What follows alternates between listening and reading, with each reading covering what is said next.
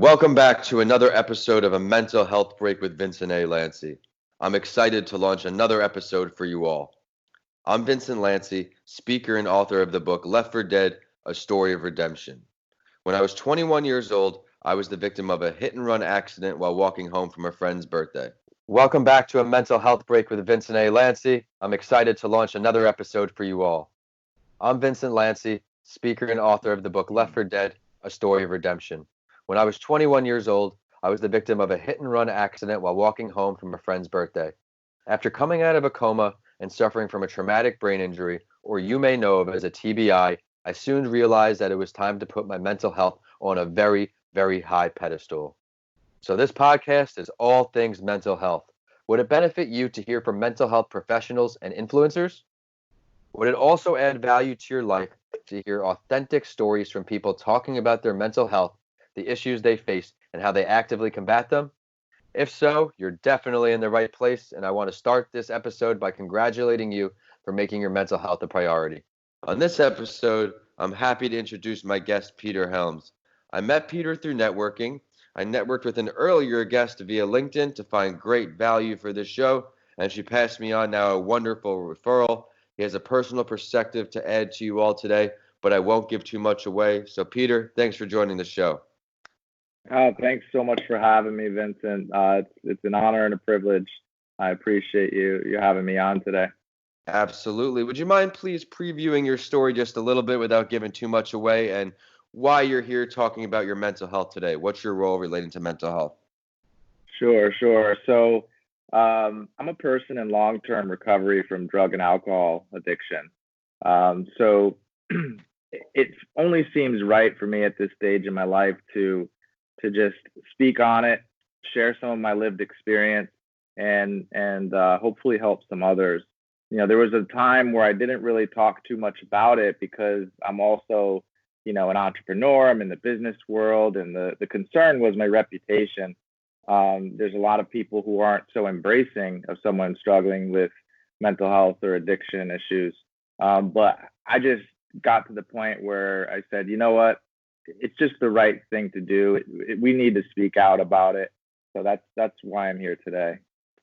Well, awesome, and I commend you for coming out of the comfort zone, getting out there, sharing your story, because something for me is once I realized the good it does for other people to hear it through someone else's voice. I know with my traumatic brain injury, on a separate note, if I had more people in contact that had a traumatic brain injury, it would have been a lot less stressful, and I would have known how to combat certain situations. So, Peter, thanks for sharing all that. On each episode, I share a mental health story of someone who is famous because I want to let you, all of the listeners, know that you are not alone. I want you to understand that even though someone looks like they are healthy from the outside, they may not be on the inside too. I will now introduce the story of Kevin Love. Kevin Love is a star player in the NBA for those of you who don't follow basketball. He had his mental health issues start with a moment filled with anxiety during a game. He had suffered a panic attack against the Atlanta Hawks in 2017. This NBA champion was quoted saying in this article, "I had never experienced anything like that before. I thought I was having cardiac arrest or I was having a heart attack and I was going to die. It was just one of those things where I couldn't catch my breath, my heart was pounding, I couldn't get it to stop." He actually left that game, went to the locker room to get checked out, and they said they found nothing wrong with Love, but Love didn't agree. He didn't want to be in this place again, so he started speaking on these mental health difficulties because, in another quote, "We're all going through something that we can't see." And I thought that was a very impactful statement because it's certainly the truth. And this article also touched on the pressures for men to uphold these crazy, rather unrealistic masculinity levels in turn contributes to this depression and anxiety. Peter, what do you take away from this story? I heard him talk just recently. I think it was about a month ago, and he was on a panel with Barack Obama, and they were kind of sharing about this stuff. And I thought it was amazing. It was the first time I had heard of the story, so it's sort of a coincidence that you had brought it up. I think it's awesome though that a guy of his influence, right? He's got a lot of attention in the world, and he's not ashamed to come forward and say, "Look, this is what I'm going through. This is what I've been through." And I think that connects with a lot of people. I mean, for me, logically, it just sort of makes sense. If we put all of this emphasis on our physical health, right? Regular checkups, even our dental health, right? Like we focused on making sure our teeth are taken care of. If we're focusing on our dental health, we should also be focusing on our mental health. And I think that that's super important because like it's the part of our, you know, part of who we are that really drives everything physical. So it just makes sense logically, I guess, or for us to be talking about this stuff, and for a guy like him to come forward, especially as a man. I think that was one of the things that really stuck out to me too, because what I connected with was growing up. He talked about how his dad just basically said, "Don't cry, brush it off, kid. Stuff all of those feelings, suppress them." But what I've learned is that creates a lot of internal pain. And as a person who suffered from addiction, a lot of times when I was turning to a drug or an alcohol, I was trying to alleviate internal pain. And I think a lot of that internal pain came from me stuffing and suppressing feelings. So one of the parts of my recovery has been to manage my emotional well-being and learn how to like experience the full range of emotions, and it's okay to do that. So for him to be talking about this stuff, it resonated with me a lot. I couldn't agree more. And yes, someone at this big of a spotlight, how many followers, if you will, or fans that look at his every move, if he's saying, hey, it's okay to talk about something like this, then other people will too. So for sure, I definitely agree with you. And Peter, now it's time for the main event. On each episode, my guest and I go over a series of 6 questions, which slightly varies depending on if we're licensed or not. And I do this to create as much value as possible for other guests. So you ready to go, Peter? Absolutely, let's do it. Great. So let's start off that many would agree that the more common or talked about types of mental illnesses are mood disorders, anxiety disorders, or schizophrenia disorders. What areas did you come across the most? Like I said, I'm a person in recovery from addiction. So I guess the disorder is substance use disorder. There's a lot of variations of that from what I understand. And when I remember when I was first getting clean and sober, the mental health professionals wanted to take a look and see, well, what's going on here? And there must be an underlying issue. And I got a false diagnosis, and it really hit me hard. I was like, man, do I have this disorder? And then a year later, after I kind of educated myself a little bit, I realized that the true diagnosis was substance use disorder because things looked a little bit different. But in the recovery community, I'm also working with a lot of people in their early to middle stages of recovery, and they're dealing with dual diagnosis, and that can be challenging, right? Because you want to focus all of your attention on the problem, but if you've got two problems going on, it's like, well, which fire do I put out first? And so just helping them navigate that is what I'm coming across, and just letting them know that it's okay. Like nobody's perfect in this world. We all have something going on, like Kevin Love said, in the background. And you're not alone either. I think that's the true message to send to these folks is, look, whatever you're going through, it's all right. It's gonna be all right, and you're not alone in this. And the another problem with the multiple diagnosis is the two medications in some instances that both have different side effects, which both leads to more problems and perhaps more medication. So definitely very challenging. And thanks for bringing that up. If you don't mind, what was the dual diagnosis where they were misdiagnosing you? Were they saying it was anxiety? Were they saying it was depression? What were they saying? That was it right there. Anxiety and a touch of depression. And like I had not balanced out. My brain chemistry was all out of whack. All right. So I mean, really, I was just coming off of drinking and using, opiates. So my brain chemistry was all over the place, and I was experiencing a lot of anxiety, and I was really depressed at where I had gone with my life. So that was the misdiagnosis. The challenge was the medication, right? That Right. I didn't need to be taking some of the medications that they were trying to prescribe me, especially because I had that addictive trait. If I prescribe me with some, benzodiazepine, that's not a good idea. Yeah. So in due time, the anxiety was sort of relieved. Yeah, well, now you even hear about, since it's becoming more okay to speak about your mental health, you're hearing very common anxiety. I hear a lot who doesn't have anxiety, which is, at least people are speaking about it now. And I think it's a step in the right direction, which is one of the goals of this show, to bring more awareness to mental health, traumatic brain injuries, decrease the masculinity effect that men have with talking about their mental health, and why perhaps that's why people don't speak about it. Men don't want to seem less masculine. You hear about that a lot. So I'm very, very happy we're able to link up for this show. Now, let's talk about when you first decided that a career relating to mental health was for you. What was that first moment when you said, okay, my story's bigger than me. I'm going to make sure I do my thing? Sure. So that was something that happened gradually, and even more recent. Um, a little bit of my background.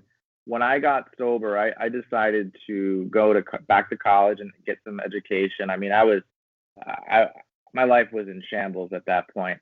I was borderline homeless. At one point, I was homeless. I had no education. I had a criminal background. I had a lot of barriers going on, but I just said, look, I got to do something different here. This is not what my life is destined for. So I went to college, and when I went to college, I actually went for psychology, and I was going to be a clinical psychologist. That was the plan. And then at some point in college, I just found it wasn't really for me.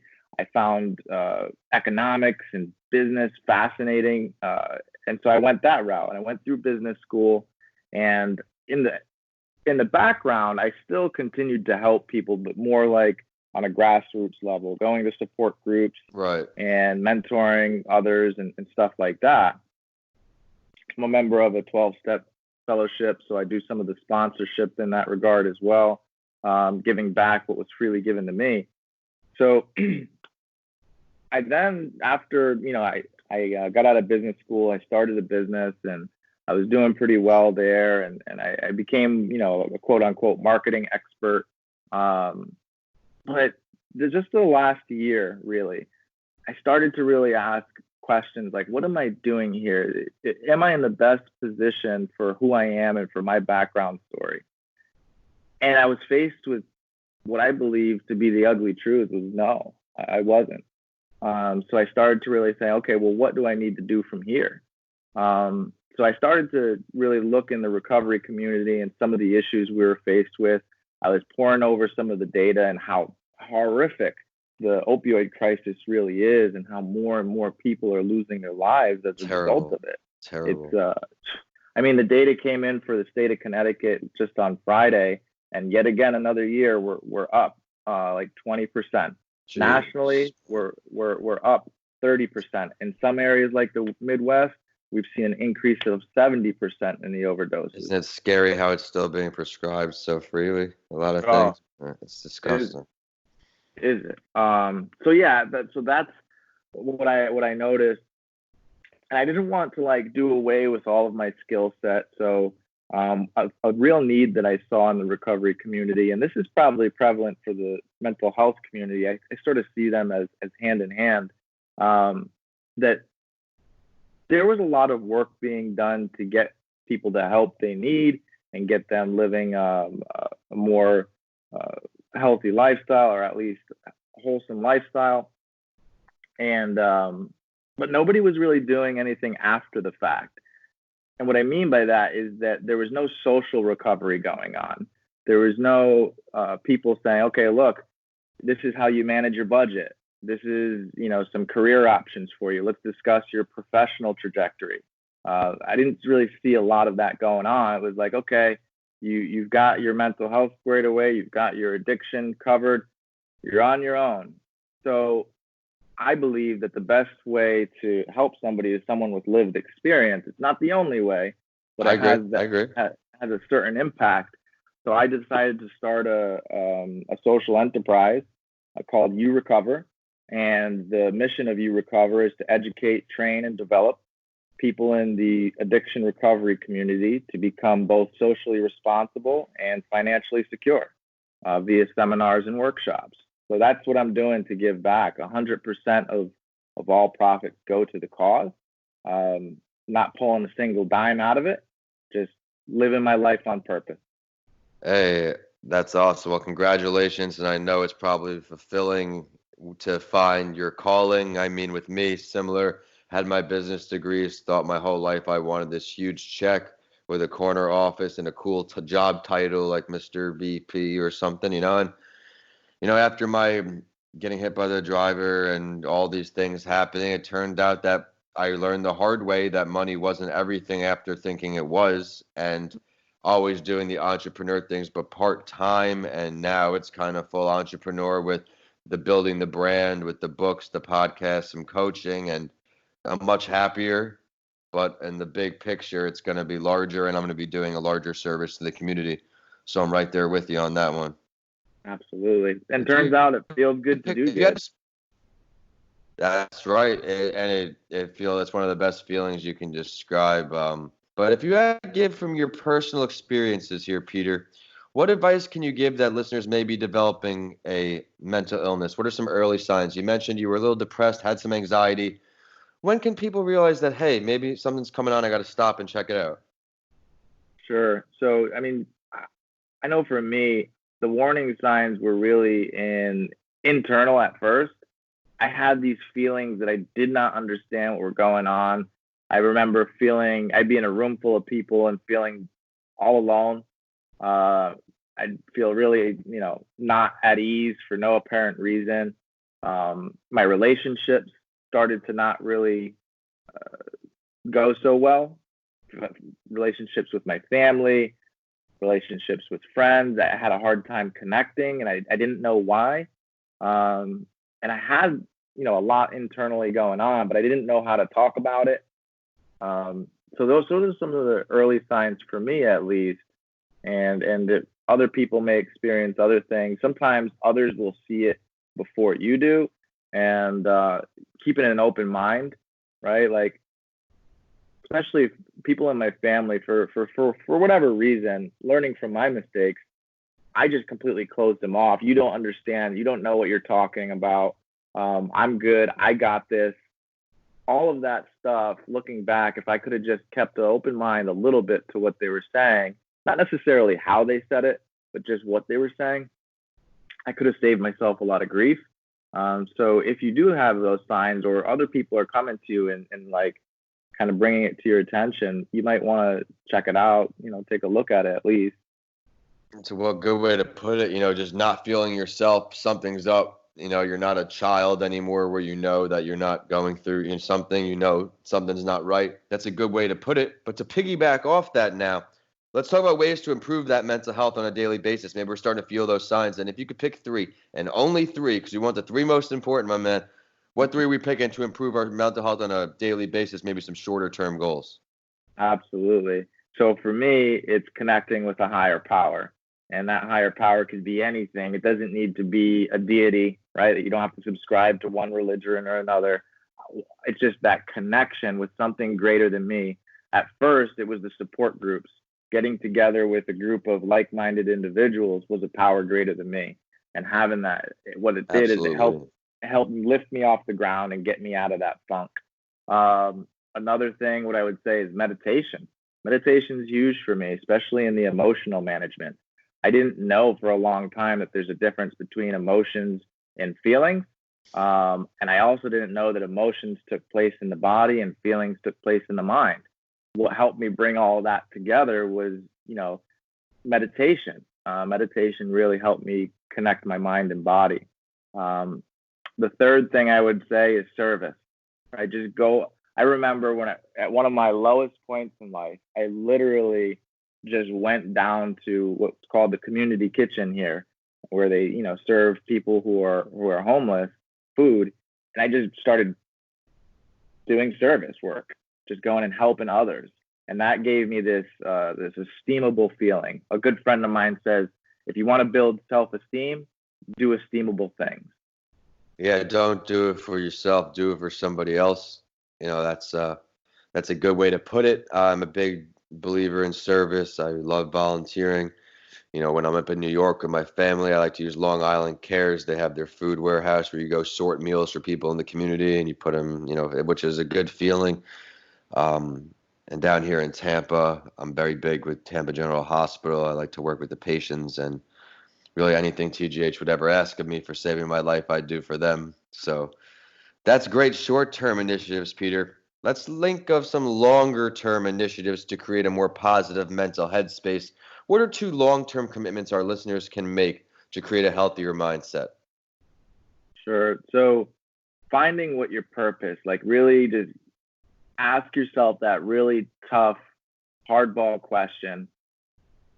Why am I here? What is my life goal? When all's said and gone, what do I want people to remember me as? What do I want them to say at my funeral? Not in like a depressing or morbid way, but really I use that as positive energy. Right. Because when I bring that back to the here and now, what I start to think about is some really creative ways to make a difference. And every time I wake up in the morning with that mindset, I write it down every morning. I write down my life goals. And number one life goal is create a positive legacy. So living life on purpose is a really long-term strategy.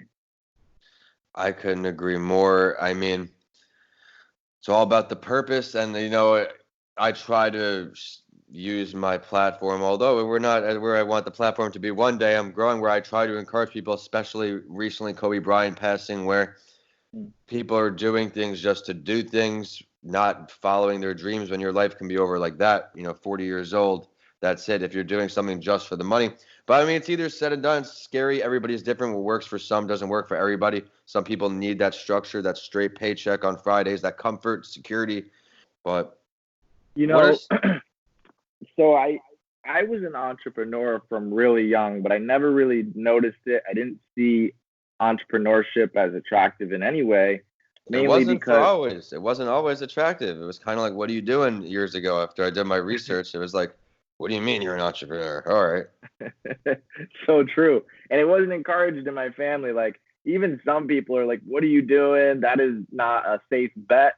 You should go get a 9 to 5, nice 401k package, nice salary, and just rock out." But for me, entrepreneurship was always the thing. When I was 12 years old, I remember I come from a working class background. Just matter of factly, we were pretty poor. I didn't have a bicycle, right? All the other kids in the neighborhood had bicycles. I didn't have one because we couldn't afford one. But my neighbor was kind enough when he got a new one for Christmas. He had two, so he gave me his old one. And as a 12-year-old kid, most kids would take that and say, "Now I got a new bike. I'm going to ride around with it." My instinct, and I don't even know where this came from, but was to go take it into the garage, clean it up. I went up to this little place that sold pegs and like the dice for the Yeah. wheels. I I added some accessories to it, and then I put it out on the front lawn with a sign that said $100 or best offer. And the first person that came up to see it, I sold it to. So I was an entrepreneur from a very young age. But what brought me into entrepreneurship and really making that leap, um, I was not planning on that when I went to college. Right, when I went to college, my plan was to find a career and go Yeah, into the corporate world. of course. But then I realized, wait a minute, I have a criminal background. The odds are stacked against me. I started getting denied jobs, like jobs I was overqualified for too. And I said, you know what? If they're not going to give me jobs, I'm going to create jobs. Right. Well, That's kind of what catapulted me into entrepreneurship.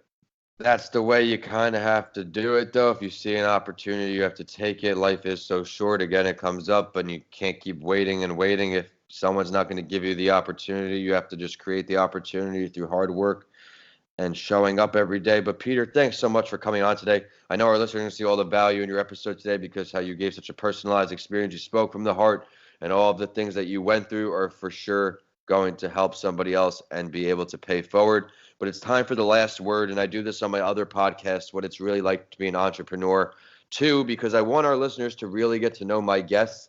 Is there something you would like to share with everybody listening on that we didn't touch on today? Um, Specific to entrepreneurship or That's up to you, my man. Any advice, any last word that you want to leave with Yeah. everybody listening on to remember you on? Sure, sure. So, more importantly, for the people out there who may be suffering from mental health or addiction, just please, please know two things: that 100% recovery is possible.